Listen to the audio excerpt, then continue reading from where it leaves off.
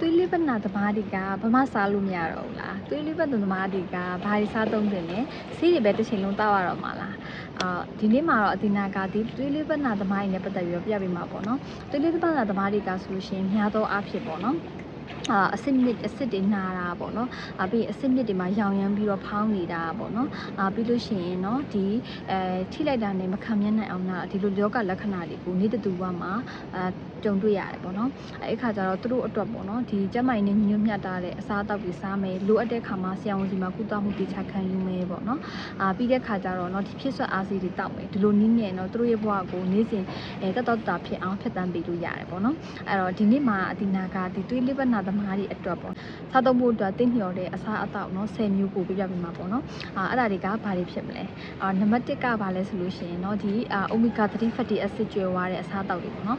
omega 3 fatty acid ကျွဲဝါတဲ့အစားအသောက်တွေဆိုလို့ရှိရင်ငါအမျိုးမျိုးပေါ့နော်အဲ့တော့ငါးတွေမှာဆိုလို့ရှိရင်ငချင်းငတန်ရှိမယ်ပေါ့နော်ပြီးတူနာငါးရှိမယ်ဆယ်မွန်ငါးရှိမယ်ပေါ့နော်တခြားဒီပင်တွေဒီအစီများတဲ့เนาะမဂရက်ငါးတို့စတင်ငါးတို့ဒါတွေရှိမယ်ပေါ့နော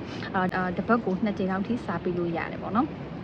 အဲ့တော့เนาะဒီသွေးလေးပတ်နာသမားတွေမှာဆိုလို့ရှိရင်ဒီငါဒီ omega 3 fatty acids မှာဆိုလို့ရှိရင်เนาะဒီအကိုက်ခဲပျောက်စေလို့ဓာတ်မျိုးပါတဲ့ခါကျမှရောင်ရမ်းမှုကိုရောစေတယ်ပေါ့နော်ပြီးတဲ့ခါကျတော့ဒီ omega 3 fatty acids ကဆိုလို့ရှိရင်เนาะသွေးတင်းထဲမှာရှိတဲ့เนาะဒီ triglyceride လို့ခေါ်တဲ့ acid ဓာတ်ရယ်เนาะဒီ LDL လို့ခေါ်တဲ့ low density lipoprotein ပေါ့နော်ဒီ acid ဓာတ်အဲ့ acid ဓာတ်နှစ်မျိုးကိုရှော့ချပေးတယ်ပေါ့နော်အဲ့တော့เนาะဒီအကြောင်းမို့တော့เนาะသူတို့ကဘာဖြစ်လဲဆိုရင်နှလုံးရောဂါဖြစ်နိုင်ခြေကိုလည်းအများကြီးကာကွယ်ပေးတယ်ပေါ့နော်အဲ့တော့ဒီသွေးလေးပတ်နာသမားတွေကဆိုလို့ရှိရင်နှလုံးရောဂါဖြစ်နိုင်ခြေလည်းရှိတဲ့ကြောင့်မို့လို့เนาะဒီ omega 3 ကျွဲဝါတဲ့အစားအသောက်တွေကိုစားသုံးပေးတင်တယ်ပေါ့နော်အဲ့တော့ငါးမကြိုက်ဘူးဆိုလို့ရှိရင်ရောဘာစားရမှာလဲเนาะငါးမကြိုက်ဘူးဆိုလို့ရှိရင်เนาะဒီ omega 3 fatty acid ကျွဲဝါတဲ့เนาะဘာစားပေးလို့ရလဲဆိုလို့ရှိရင်အစစ်အဆန်တွေเนาะအမတီဟိုဆေးတို့နေကြဆေးတို့ကွာဆေးတို့เนาะပြီးတစ်ကြသည်အခွန်မာသည်ပေါ့เนาะဒီလိုအသီးနှံတွေကိုစားပေးလို့ရတယ်ပေါ့နော်အဲ့တော့နံပါတ်2ကဘာလဲဆိုလို့ရှိရင်ပဲအမျိုးမျိုးပေါ့နော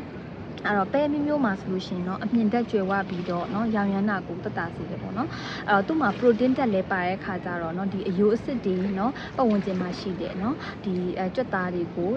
ကြွက်သားတွေကိုတန်မာစီတယ်ပေါ့เนาะအဲ့တော့နောက်တစ်ချက်ကဘာလဲဆိုလို့ရှိရင်เนาะနံပါတ်3ကဘာလဲဆိုလို့ရှိရင်ပန်းကော်ဘီစိမ်းပေါ့เนาะပန်းကော်ဘီစိမ်းမှာဆိုလို့ရှိရင်เนาะဗိုက်တာမင်တွေပြည့်ဝစွာပါဝင်တဲ့ရောင်ရမ်းတာကိုတက်တာစီတယ်ပေါ့เนาะပြီးလို့ရှိရင်သူ့မှာ calcium dust ပါတဲ့ကြောင့်မို့လို့เนาะအယိုးအစစ်တွေကိုလည်းတန်မာစီတယ်เนาะအဲ့တော့နံပါတ်4ကဘာလဲဆိုလို့ရှိရင်เนาะ cherry tea ပေါ့เนาะcherry tea berry tea တွေကဆိုလို့ရှိရင်လည်းเนาะသူတို့မှာဒီ antioxidant တစ်မျိုးပေါ့เนาะဒီကဘာလဲဆိုလို့ရှိရင် anthocyanin ဆိုတဲ့တော့ဒီ antioxidant ဓာတ်တစ်မျိုးပါတယ်အဲ့ဓာတ်ကဆိုလို့ရှိရင်တော့အဆိပ်တောက်တွေကိုဖယ်ရှားပေးတယ်ပြီးလို့ရှိရင်ရောင်ရမ်းတာကိုလည်းတက်တာပေးတယ်ပေါ့เนาะနောက်တစ်ချက်ကဘာလဲဆိုလို့ရှိရင်နံပါတ်5ပေါ့နော်နံပါတ်5ကချင်တဲ့အသီးတွေပေါ့နော်အဲ့ဒီမှာဆိုရင်ဗိုက်တာမင် C ပေါ့နော်အဓိကတော့အဲ့တော့ဒီတမယိုသီးပါမယ်တမယာသီးပါမယ်เนาะချင်တဲ့အသီးတွေနောက်တစ်ခုကငရုတ်ပွားသီးပေါ့နော်အဲ့ဗိုက်တာမင် C ကျွဲဝရတယ်ပေါ့နော်ဒီလိုမျိုးအသီးတွေမှာဗိုက်တာမင် C ကျွဲဝရတဲ့ကြောင့်မို့လို့ရောင်ရမ်းတာတွေကိုတက်တာစေတယ်ပေါ့နော်နောက်တစ်ချက်ကဘာလဲဆိုလို့ရှိရင်ဂျင်းပေါ့နော်မြမအယူဆမှာဆိုလို့ရှိရင်လည်းရောင်နေဆိုလို့ရှိရင်ဂျင်းအုံပေးကြတယ်ပေါ့နော်အဲ့တော့ဒါအမတန်မှကောင်းပါတယ်ဒီဂျင်းမှာပါတယ်ပေါ့နော်ပါဝင်တဲ့ဓာတ်တစ်မျိုးကဆိုလို့ရှိရင်လည်းရောင်ရမ်းတာကိုတက်တာစီတယ်ပေါ့နော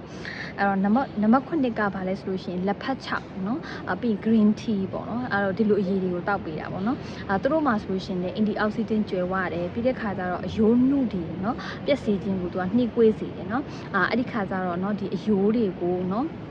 ်ပျက်စီးခြင်းကိုလည်းသူကကာကွယ်ပေးတယ်ပေါ့နော်နံပါတ်10ကဘာလဲဆိုလို့ရှိရင်တန်လွင်စီเนาะတန်လွင်စီမှာဆိုလို့ရှိရင်လည်းเนาะတခြားစီတွေနဲ့မတူဘဲနဲ့เนาะတန်လွင်စီမှာဆိုလို့ရှိရင်เนาะဒီအကိုက်ခဲပြောက်စီနဲ့အလားတူတဲ့ဓာတ်တွေပါတဲ့ခါကျတော့ရောင်ရမ်းမှုကိုတက်တာစီတယ်เนาะပြီးတဲ့ခါကျတော့တန်လွင်စီနဲ့ခင်းညင်သီးနဲ့ကိုเนาะအဲ့လိုမျိုးเนาะ cellulose ပေါ့เนาะအတုပ်လူမျိုးတုပ်စားရတယ်ဆိုလို့ရှိရင်အမတန်ကိုမှเนาะဒီခန္ဓာကိုယ်အတွက်အကျိုးရှိတဲ့ဓာတ်တွေထွက်တယ်လို့သူတို့ကဆိုတယ်ပေါ့เนาะ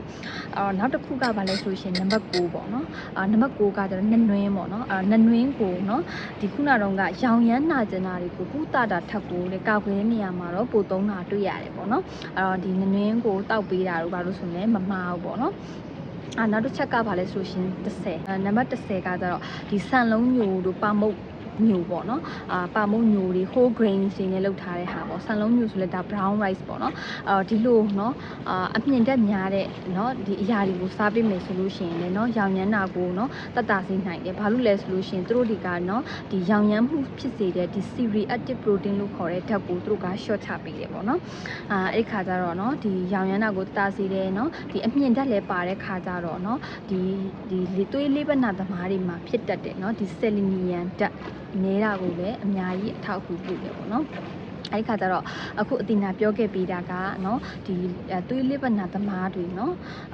စားသုံးတဲ့အစားအစာ10မျိုးကိုပြခဲ့ပြီးတာပေါ့နော်အဲ့တော့နောက်အကြမ်းမြင့်ဘယ်လိုပြောကြလဲဆိုလို့ရှိရင်နော်သူတို့သူတွေသနာတွေအရာပေါ့နော်ဒီသွေးလေးပတ်နာသမားရှိတဲ့သူတွေကနော် Mediterranean style diet လို့ခေါ်တဲ့နော်ဒီလိုအစားတောက်ပုံစံမျိုးကိုနော်2လလောက်စားတဲ့အခါမှာဆိုလို့ရှိရင်နော်သူတို့ရဲ့ဒီခုနကတော့ရောင်ရမ်းတာတွေပေါ့နော်ပြီးရင်မနက်အိပ်ရာနိုးလို့နော်ဒီကိုယ်လုံးတင်းနေတာတွေနော်အဲ့တော့ဒီလိုအရာတွေကိုတဲ့နော်အများကြီးကိုတက်တာစီတယ်လို့သူတို့ဆိုတယ်ပေါ့နော်အဲ့ဒီခါကျတော့သူတို့ရဲ့ Mediterranean diet ဆိုတာကဘာလဲပေါ့နော်အဲ့ဒါလေးကိုအတင်တစ်ချက်ပြောပေးခြင်းနဲ့အဲ့ဒီ Mediterranean diet ဆိုတာကလေ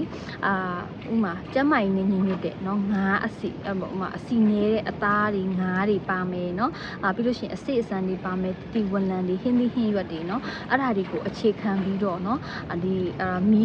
မီးကိုဖြည်းဖြည်းလေးနဲ့နော်ကြချက်တဲ့ဒီလိုဒိုင်းရက်ပုံစံမျိုးကိုပြောတာပေါ့နော်အဲ့ခါကျတော့ဒီလိုဒိုင်ရက်ကဆိုလို့ရှိရင်လည်းเนาะဒီသွေးလေးပတ်နာသမားတွေအတွက်အမတန်မှအထောက်အကူပြုတယ်ပေါ့နော်အဲ့တော့ဒီနေ့မှာဆိုလို့ရှိရင်เนาะဒီသွေးလေးပတ်နာနဲ့ပတ်သက်ပြီးတော့เนาะအားလုံးပဲเนาะဒီဘူးတက်ရသွားမယ်လို့အတင်နာထင်တယ်နောက်ဗီဒီယိုတွေမှာလည်းအတင်နာနဲ့ပြန်လည်ဆုံကြပါသေးတယ်ရှင်ဘိုင်ဘိုင်